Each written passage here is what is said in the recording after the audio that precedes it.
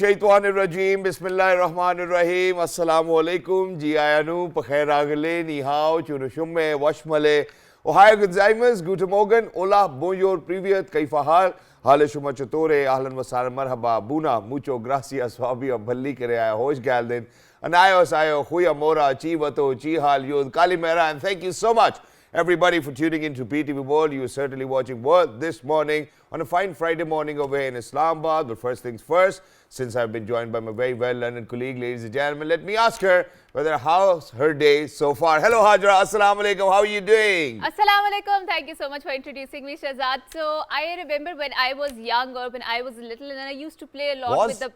Yeah, I am not a kid anymore. So we used to play with the Barbie dolls a lot, and now when I grown up, I have read a lot of discourses on the feminism and have seen that how they have deconstructed that while you encourage your children or girls to play with the Barbie dolls, you're actually engaging them into that specific gender roles. But when I was young, I didn't know about that the Barbie doll could entail so much meaning out there. But I was going through a news and I have read that the Barbie doll has actually introduced a new Barbie doll which has a scoliosis, and that was a very meaningful one for me too, because I also have a scoliosis. So what happens in scoliosis is that you have a slight curve.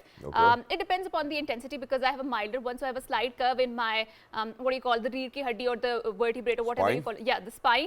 And because of that, you need to keep your posture straight, and if you do not do that, you suffer a lot of chronic pain in your lower back. And the reason for incorporating that scoliosis doll, Barbie doll, into their production is because they want to enhance the representation, and they want to make sure that the people are included there. There's more diversity, inclusivity, and there's a lot of discourses nowadays on enhancing the representation of inclusivity and representation. And recently, we have also seen that they have started actually producing a lot of brown dolls, the black dolls, so that there are more inclusive representation. Especially, they want to instill this thing into the kids. But having said so, I was really amazed that they're actually sort of making the awareness regarding the scoliosis, because it's not that talked about in the global discourses or in general. But I was wondering that if kids actually play with Barbie doll nowadays, because every time I see a kid, they are usually hooked to their iPads or the mobile screens or to the gadgets.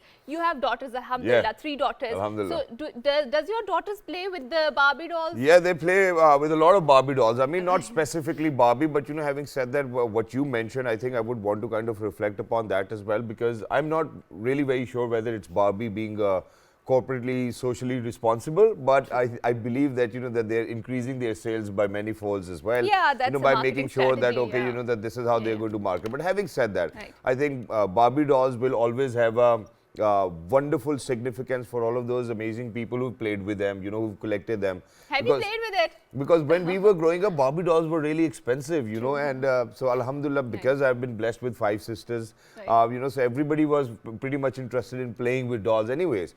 So likewise for my dolls as well, you know, they like to play with dolls. In fact, the other day we went to a toy store and they were looking for what to get. So my daughter actually picked up a doll who had a baby doll in his in her arms as well. I don't know whether it's a gender specific or not.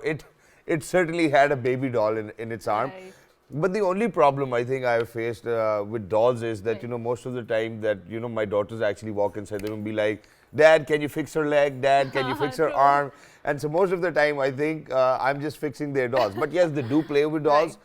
And then they have these carry cots in place, and you know, just the way, because when you have babies around and you have an elder daughter, you know, she looks at parents, what they're doing all day long with the babies, and that's what I think this motherly feeling is always instilled in women, no matter what happens. You know, because one of my daughter would come, you know, treat me like a baby too at times, and I'm like, okay, you know, I think these are the perks of being a parent as well. Shukr, alhamdulillah. But having said that, Ajay, today I wanted to pinpoint a wonderful element which I've observed in myself as well. So, you know, every now and then, almost for example, you know, so after a month's time, you know, if I've taken some good vitamin D, I think obviously you have to sit under the sun. Now what happens is that, you know, because it was winters, sorry, and we have seen that most of the days were cloudy these days as well in the previous 2-3 weeks. So what happened was that even I started to suffer from very chronic pain in my shoulder, which I used to, but when I went to the gym, I strengthened my muscle, it was getting better. So I realized that my doctor told me that, you know, you should actually take Sunny D, which actually happens to be a capsule for vitamin D as well. Yeah. Sorry.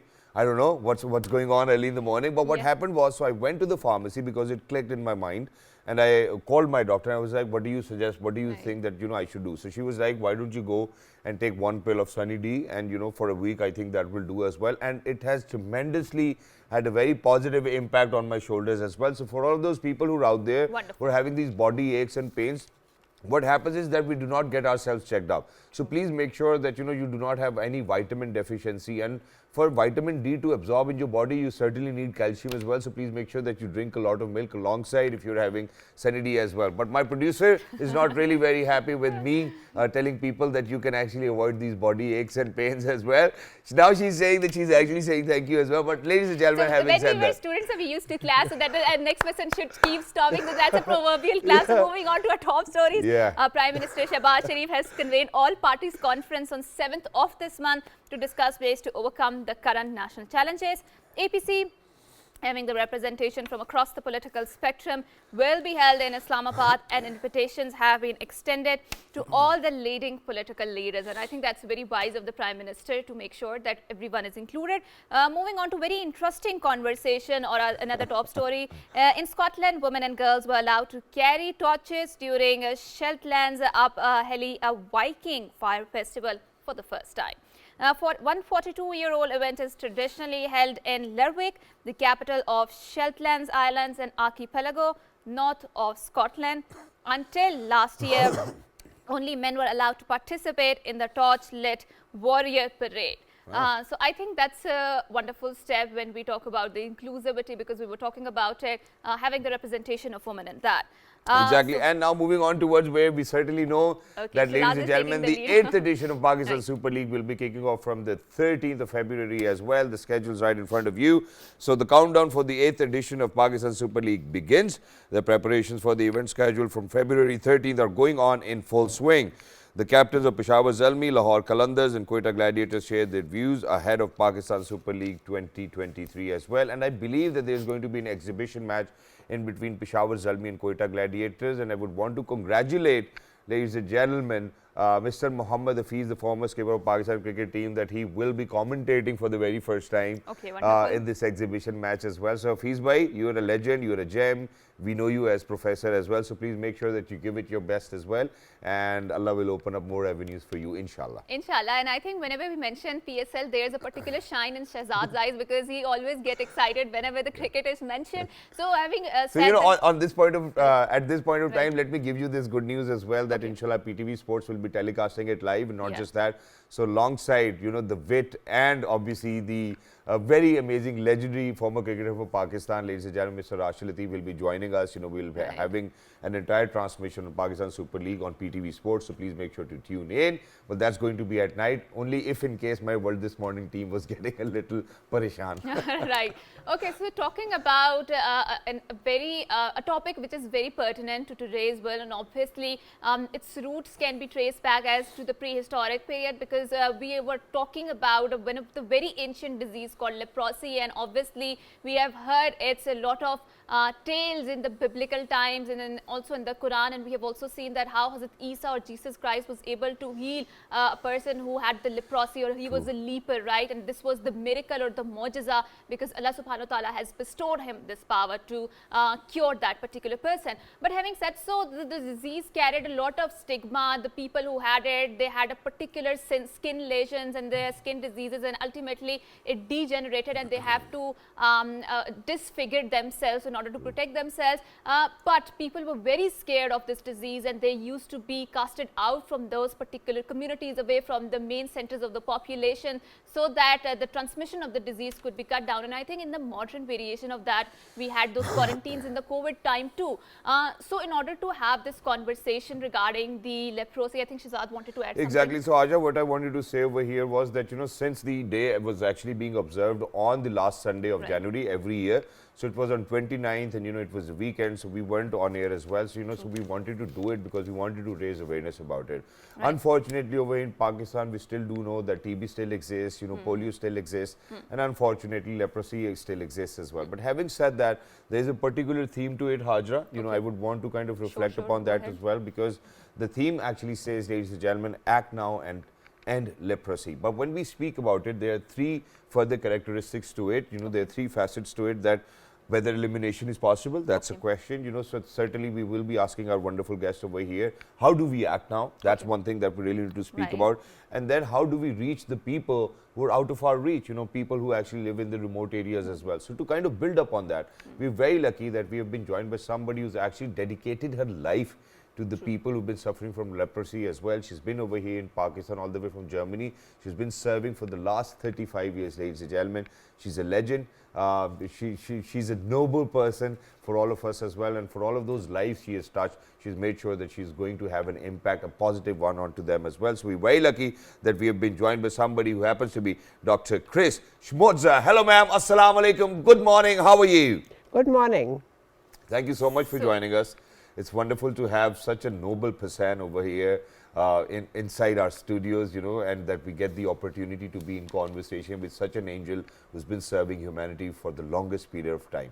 We are glad and we are humbled. Thank you so much. Thank you so much for coming to our show. So starting off, why do we observe this day, the significance of that, and is it a fatal disease? Your comments on it. I think you have already raised the main point. I think it is very important to make everybody aware that leprosy is not an ancient disease. It is known for many, many centuries, but it is still a disease in this day's world. Right. And it is a global disease. True. It's not a disease of Pakistan. It is a disease which is in basically all countries of the world. That's true. But the good news is, and this is what I would like to stress upon, leprosy is a curable disease. Wonderful.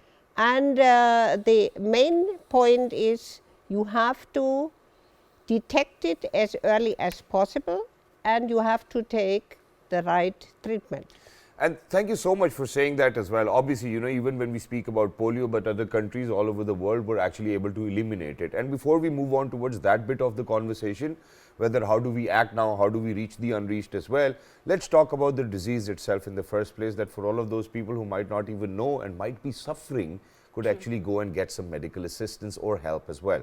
So first things first, what are the earliest symptoms of leprosy? And then we will move on towards treatment, where they say that it's the multi-drug therapy which can actually help a lot of people. So first things first, early symptoms of leprosy.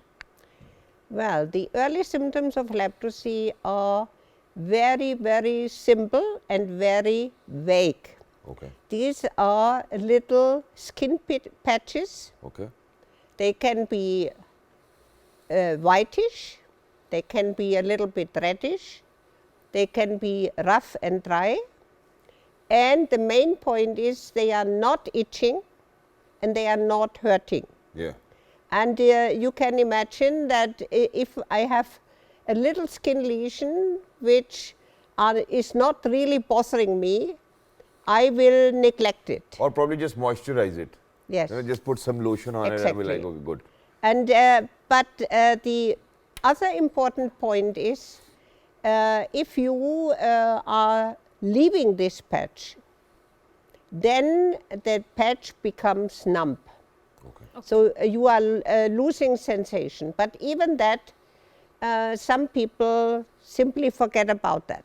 Right. And the main message is, and a very wise dermatologist has made this, I think, important sentence. If you have a skin lesion which you do not know, think about leprosy. Okay. And that is a message which I am always giving the medical professionals.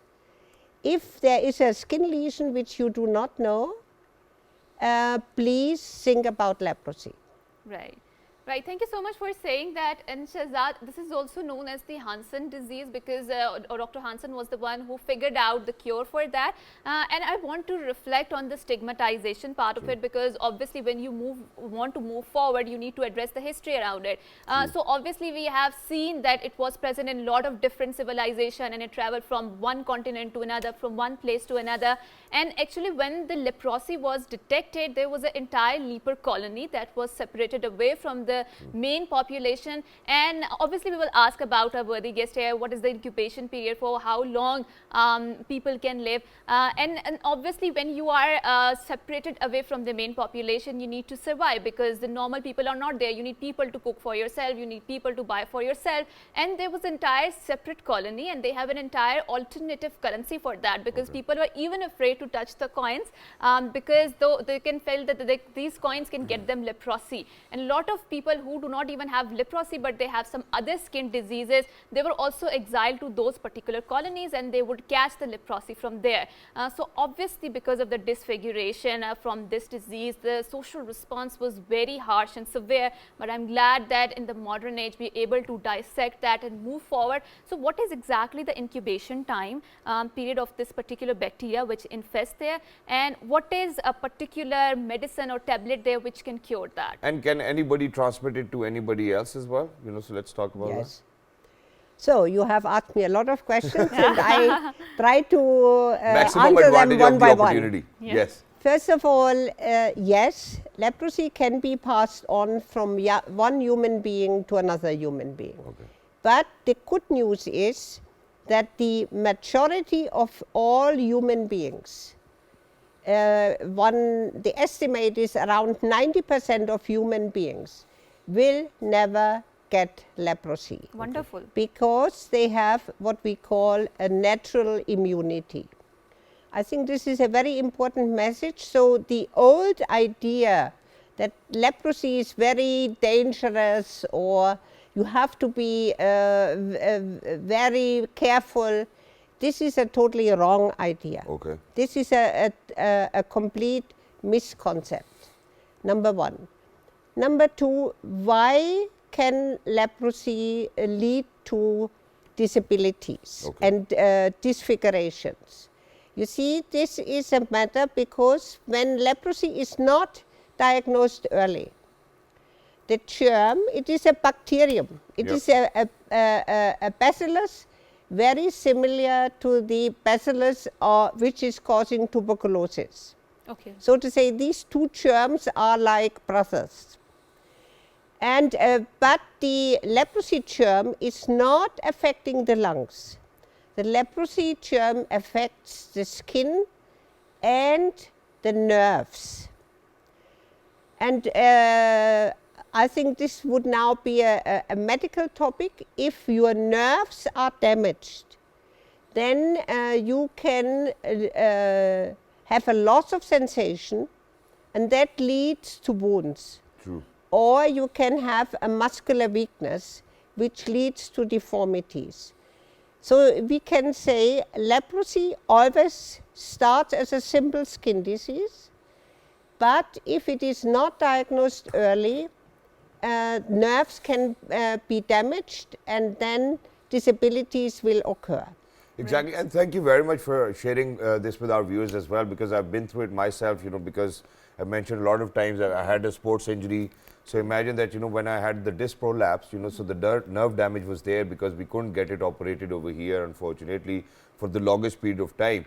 And then what I felt was that obviously one of the calf muscles wasn't around then for me as well. So, I think that's a clear definition whether how unfortunately leprosy can actually end up in making you not able to walk, or you're, probably when we talk about your body parts not working as well, it's because of the nerve damage, very rightfully mentioned about by Dr. Chris as well. But having said that, now when we speak about, because now just when we are talking about it, I still know that, people actually used to make sure that, that the person who's actually suffering from leprosy will have a different bedroom. Nobody's allowed to go inside, different cutlery as well, for all of what they're going to eat in, so that's what used to happen within our own society. But imagine, God forbid, if somebody has such a case in their household, how do you think that they can still look after that gentleman or lady and then at the same time protect themselves as well? Well, the main point is, if somebody has leprosy, simply give the patient the right treatment. You have already mentioned the name. It is called multi-drug therapy. It is provided by the World Health Organization to all countries in the world. And it's available for free? Absolutely free. Yeah. Yeah. And also in Pakistan, the leprosy treatment is completely free. The point is, please let the patient do his normal work. Okay. Let the patient stay in the family. Let him do whatever he or she is doing. This is fine. Only if the patient is really sick or has wounds, then they must be, of course, treated properly. But I also have another good news for everybody. Go ahead.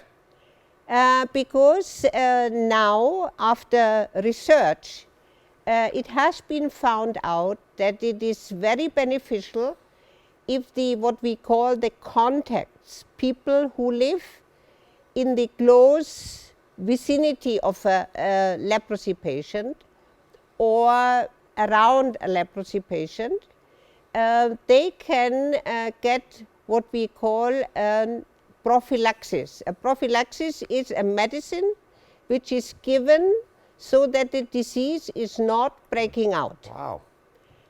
This is now also available in Pakistan. Wonderful. It is a simple antibiotic. It is a simple single dose and has to be given. It will be given by the respective leprosy team, and this is also free of cost. And the name of the medicine is, can you please repeat it? The name of the medicine is a very well-known antibiotic, but you should not take it on your own. No, it's perfectly all right. We won't be taking it on our own. The name is called rifampicin. Rifampicin. Rifampicin. All right. Because the important point is, before you take this medicine, a health worker should check that you are not having leprosy. Okay. And that you are not having tuberculosis. Wow. Wonderful. So you talked about the antibiotics, and in the recent discourses, obviously I'm asking as a layman because I do not have a very much, I'm not into that much of the medical sciences. So we have heard this discourse that how there is an immunity developing against the antibiotics and they are not affecting us because we are taking them too much. So do you think as a layperson that the antibiotic that you mentioned about the leprosy might not be that effective if we take into consideration the discourses around the resistance or the immunity of the microbial resistance? Well, I think in leprosy we are at a very fortunate situation. Okay. Wonderful. That means the antibiotics, we are not, for the treatment we are not giving one, we are giving 3 different antibiotics. They are fully effective. Okay. There is very little what we call in the medical language drug resistance. Okay. Yeah? And we want to stay it like this. Right. And it will stay like this if the treatment is properly supervised. All right. And for that, we are having the staff in Pakistan so that the treatment is supervised, and also that a patient who has disabilities is getting support for the disabilities. Because I think you all should realize that if we say leprosy is curable, and for example a patient has a deformed foot, the deformed foot will no longer be in a normal shape. True. The patient may need a special shoe, for example, so that he or she can walk. So these supportive measures also have to be given to the patient, because I think it is very important that we always see a patient as a human being, not as a bearer of a disease, but as a human being with a number of needs. And thank you so much for saying that. I believe that, you know, for the kind of journey and the kind of service you have rendered for Pakistani people, I think first of all it's highly commendable as well. So thank you very much once again for being that light of hope or ray of hope for each and every individual who might be going through it and where their family wasn't even accepting them as well. So Dr. Chris, we are humbled that you are here. But now, having said that, because for the last... Sorry, I want to add one more thing. We are also very grateful to the German embassy, because German embassy has been providing a lot of humanitarian assistance for the Pakistani people out there, because obviously we are the third world countries, we need more resources, and obviously when such a country put in a lot of resources, we are really grateful for that. So exactly, and in addition to that, since you mentioned that as well, ladies and gentlemen, since the German ambassador was over here on our show as well, we spoke about it when the devastating floods took place. So it wasn't really that that we actually had to go and request them. They already had a fund which was being dispensed for the help of people as well. But ma'am, since you've been here for the last 35 years, you might have good grip on Urdu as well, and these 3 questions which I'm going to pose to you, I would want you to answer it in Urdu. Number 1, obviously, because when we talk about the theme, we are saying act now and end leprosy. So आपको लगता है कि हम leprosy को खत्म कर सकते हैं? ये कुछ टाइम और लगेगा। कुछ टाइम कितना? ये अभी मैं नहीं बता सकती हूँ। मेरे ख्याल होगा अगर हम सब मिल करके वो जिस्म के बारे में सीखते हैं और जल्दी इलाज करवाते हैं। बहुत ज़बरदस्त। और आप जैसे वो कहते हैं कि अभी अगर हम एक्शन लेंगे तो फिर हम बहुत जल्दी इसको पकड़ पाएंगे, इसको ख़त्म कर पाएंगे। किस किस्म का एक्शन लेने की ज़रूरत है? मेन एक्शन ये है, अगर कोई सवाल है कि ये बीमारी लेप्रोसी हो सकता, तो जल्दी चेक करवाना, जल्दी इलाज करवाना कि ये बीमारी किसी और को नहीं लगेगा, ये सबसे ज़रूरी है। ज़बरदस्त। One last question, so I'll ask the question in English, you answer it in English and then in Urdu as well, because alhamdulillah you've now made sure that you're going to reach the unreached as well, so there are clinics in Muzaffarabad as well, there are clinics in Balakot, so all of those remote areas, well, they're not remote anymore, by the way, but for all of those remote areas, you've always made sure that you're going to reach out to people, and I think that's one thing that they're emphasizing on, that we reach the unreached. How do you think that there really needs to be more concerted effort onto reaching to all of those people who might not have these facilities available, and for you to make all of these facilities available for all of the Pakistani people with the help of the government of Pakistan? How happy do you feel about it? तो efforts और होना चाहिए। और होना चाहिए। We have to do more. Okay. That is why you have talked about the slogan, act now. Yeah. And I think we should not forget that in Pakistan, we have more neglected diseases. True. True. And WHO, the World Health Organization, puts leprosy now into a group of diseases which are called neglected tropical diseases. And this is a very good step forward.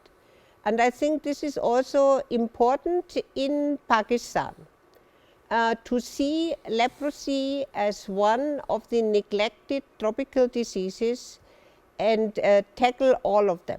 Exactly. And one last thing, so during the pandemic and post-pandemic, we have seen that there's been a 30% decrease in leprosy as well. So does that mean that, us human beings being social animals, socializing more and more actually contributes towards the spread of the disease? Or do you think that there are other reasons behind it? Yeah, the reason is actually not so good. Okay. Because you know that during the COVID epidemic, there were the lockdowns to protect people. And Pakistan just has the same problem as any other country in the world. True. That during a lockdown, the medical services become less accessible. True. And that means there was simply a lack of case detection. Okay. And that fortunately has already changed in 2021.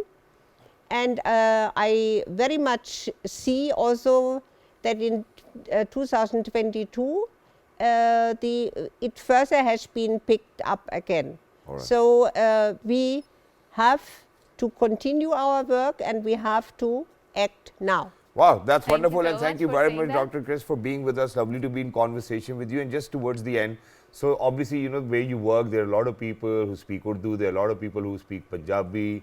I don't know whether you have found somebody who spoke German as well. But having said that, do you understand, or can you speak in Punjabi as well? You know, just out of curiosity. नहीं, पंजाबी मैं कुछ समझती हूँ लेकिन मैं नहीं बोल सकती लेकिन हूँ. थोड़े आंदा बहुत शुक्रिया. Thank you so Thank much you for so joining much. us. Wonderful to have you over here. And thank you very much for being a savior of all of those people who unfortunately their family members weren't around to attend them as well.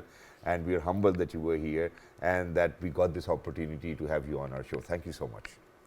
Thank you so much for coming here. And obviously, like we talked about one of the afflicting disease called leprosy, but we are going to talk about some other problem which Pakistan, not just Pakistan, but entire globe is facing. Yeah. So And that can actually have an impact on your skin too. true, that's true. So don't go anywhere after a short break. Good morning.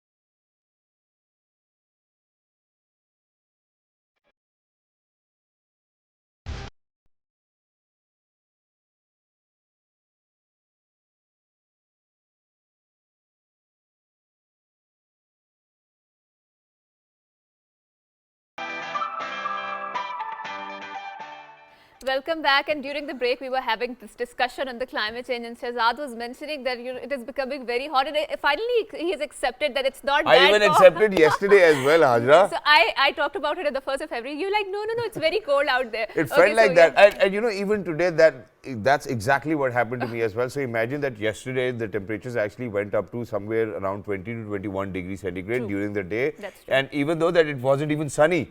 So imagine today True, it was I cloudy. went down, you know, so I was having my breakfast, sitting down with my mother, listening to some Quran recitation as well. So I was like, Ammi, you know, it's not cold anymore. Or, you know, I said it this way, Ammi, ab mujhe lag raha hai sardi khatam ho gayi hai. And then my mother said the same thing.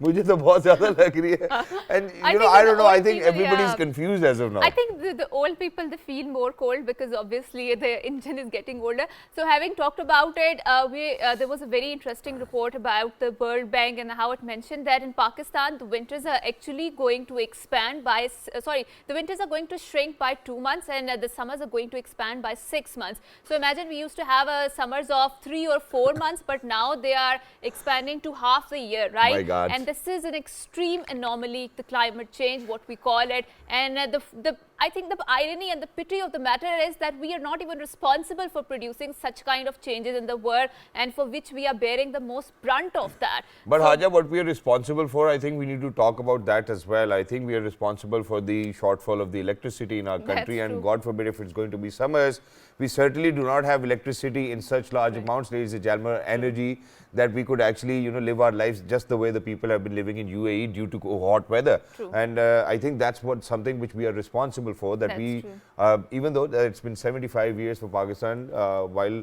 we have been enjoying our sovereignty and independence as well, unfortunately these shortfalls still continue. I mean, for all of those people who are out there, Right. you certainly really need to think about it. Whether if there's something, you know, for all of those people who political leadership, everybody needs to sit down and think about it. Whether have we done something right, or whether we have not done anything right as well. I think even if we have the electricity, I don't think so the people in the entire country have that much of the resources to afford such At kind least a of fan, yeah. afford such kind of, I would say for them it's a luxury, because, and another negative effect of the climate change is that how a lot of people are migrating from that hotter areas because they are becoming extremely intolerable, extremely extremely unbearable, and the humidity levels have far surpassed the human survivability. So imagine in Sibbi, it was 50 degrees, just last year, and it might rise as hot as to 60 degrees centigrade, right, and which is unbearable. So to talk more about such kind of effects, what sort of the migration, climate-induced migration would lead to, and how it would reflect on a society and a whole, a broader level, we are very glad that we have been joined by Dr. Rashid Aftab. He happens to be director of Rifa University. Assalamu alaikum, and thank you so much for coming to our show. Jazakallah. So it's wonderful to have you over here. My question today is very simple, sir. I think there's been a lot of debate around, climate change and what needs to be done and how the globe needs to come together. My question is, now just a few days ago, so imagine in UAE, it does not rain quite often, right? True. So what they've done is that they have a designated team which look for clouds, and what they do is that they dispense salt. It's some special salt due to which that rain occurs. We're not even using any scientific methods or research to kind of avoid all of that vulnerability we are getting into in terms of climate change.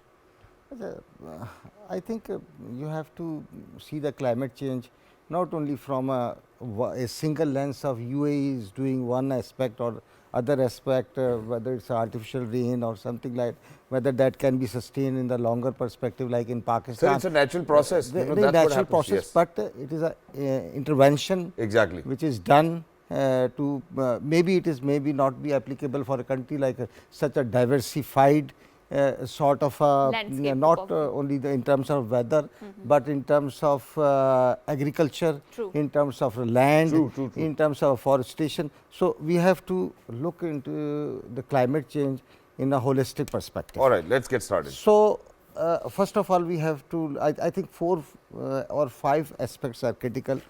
Not only from a global, since it's a global phenomena, yes. and we have been, there's a huge impact of climate change in Pakistan. So first we have to look into what are the causes of the climate change and what is the impact of the climate change, and what actions to be taken to offset that impact, and thirdly, lastly but not least, where Pakistan stands. Okay, let's start with causes, sir.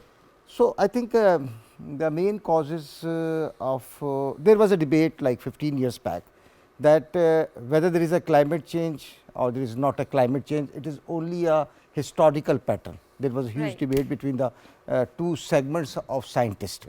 But now there is a consensus. There is a climate change which is very much visible, which can feel. The main causes of climate change, one is the fossil fuel. True. Obviously the greenhouse emissions. Second is your deforestations and agriculture. And third is the land use. Fourth is urbanization. And let's pontificate on the urbanization, because we have talked about the causes and we have pontificated on that. So, sir, we wanted to talk about how migration, because of the climate change, will cause a lot of stress. So imagine a lot of people might, it is predicted that might migrate from global south towards global north, because the temperatures that are rising, it will become unbearable to live here, and that will lead to a lot of tensions between the communities already there. We have seen that how there is so much protectionism in the world where people don't want the migrants to come here. So let's deliberate on that and how it will affect in Pakistan. Obviously, so one aspect is the global north to global south, and another aspect is there was a time the distribution of the population between the urban and rural was 20 to 80%, but it's not like this. Now it is almost 50 to 50%. Is it? So due to the climate change, what is happening?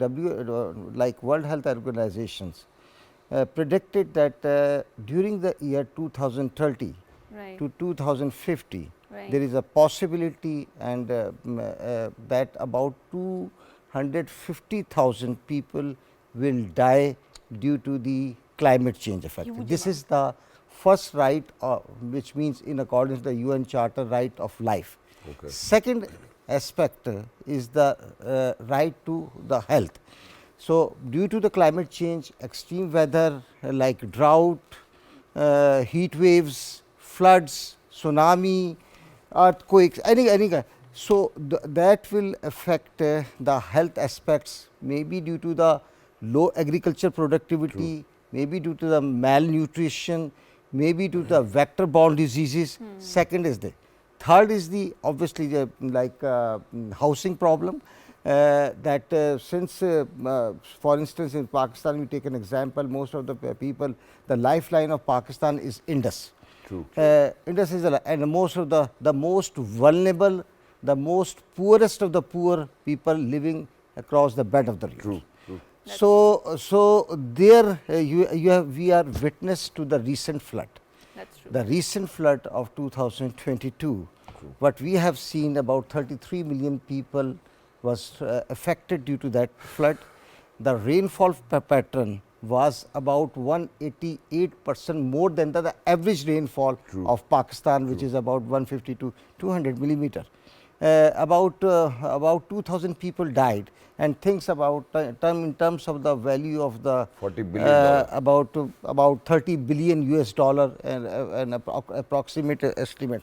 So there is a huge potential of the serious impact of climate change in Pakistan, although we are contributing less than 1% of the carbon emission.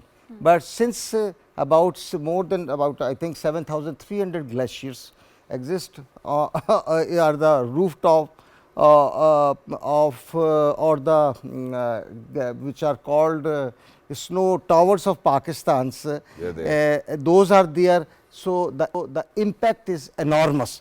When the impact is enormous and our climate vulnerability index, about we are among the first 10 countries. True. The index is about 8. So we are the most vulnerable Countries in the world. in terms of climate change. That's true. So a lot of lives at risk in the first place. I think that we really need to kind of take under consideration, and the world, I think that's how they really need to think as well. But sir, now having said that, obviously we've spoken about the impact, and we've seen in the shape of devastating floods over here in 2022, 33 million people, $40 billion of infrastructure losses as well. And to build back better from there, we are not still sure now that we have seen that there might be another heat wave during February or the month of February.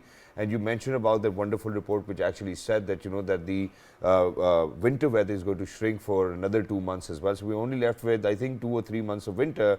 We were unfortunate to see that, you know, there was spring in Islamabad. Otherwise, there used to be very blossoming spring over here, and we used to enjoy that bit of Islamabad. We couldn't experience that as well. But having said that, sir, now how do you think that we build back better, we build back stronger? How do you think that we eradicate this vulnerability which we are under the radar of?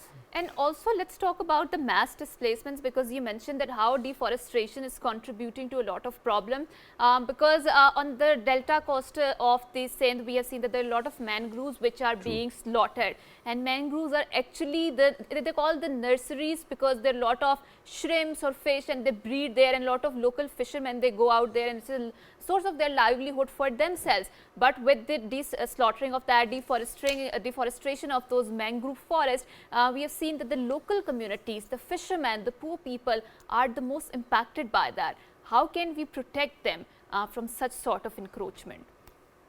In fact, if you see the equation of climate change, mathematical equation of the climate change, there are two most variable, most important variables is reflected in that equation. If I write an equation of climate change on the blackboard, I will write on the left side climate change is equal to temperature and precipitation. Okay. Now, precipitation means water, and water means the security of water. True. Because the security of water is associated with our national security. Why? Because it is related with the food security, human security. it is related with the energy security. That's true. Okay. And the livelihood of the people as well. That's what I am going to, because of just to answer her question as well, since she has mentioned about mangroves and the fishermen and all the, and our about more than 20% of GDP comes from the agriculture. Okay.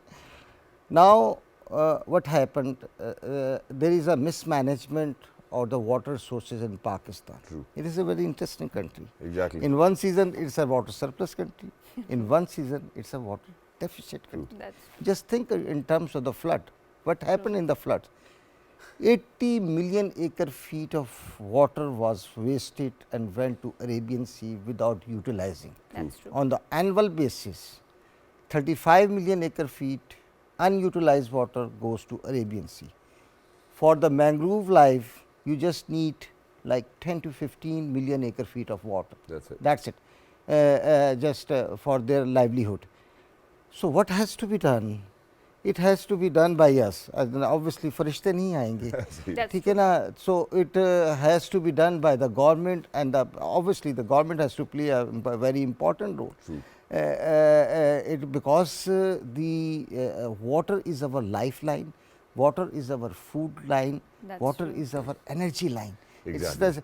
So, we need a holistic approach by integrating not only climate change policy, but the water policy which came in 2018, national water policy, food policy which is related with the, and energy policies, which means the energy comes from non-fossil sources like sunshine. We do have required sunshine hours. True. We do have a corridors of the wind more than 6 meters per second.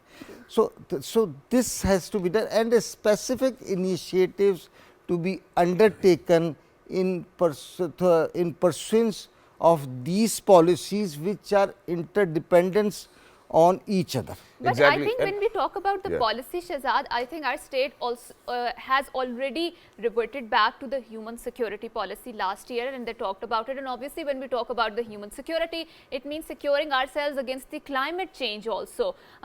Policy is already there. And obviously, it's not just the responsibility of the government to make sure that we are protected against it. It's also the communities there, the local population out there, and it requires a global effort to combat that. On the global level, unfortunately, we do not see that sort of effort which is required to combat that, because they are too busy protecting their own interests, and countries do not come together, right? This is the dilemma of it. Exactly. And Haja, in addition to that, you know, where Dr. Saab very rightfully mentioned that, you know, that you know, when he was speaking in relation to the water crisis as well, Right. because post-pandemic, we did see that, you know, there was a bigger debate, okay, you know, Pakistan's getting water scarce. So, we did a lot of research here. And when we did a lot of research, we got to know that we certainly lack the resources to store that water. True. It's not that we are water scarce. Now, Right now, our storage capacity is just nothing. Exactly. It is 14 million acre feet. That's it. Right. And I think it's only going to last for 1 month.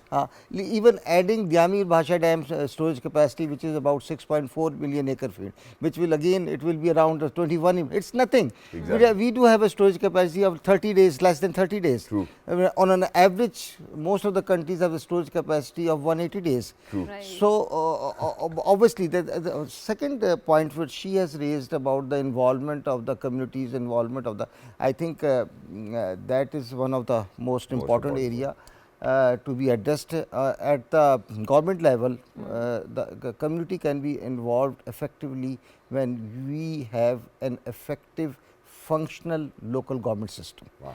Number one. True. Number two, since the 94% of our Indus water is utilized in agriculture, the rest of is only 1% is for the industry, and the rest is for our municipal purposes, PINA and sanitation. True.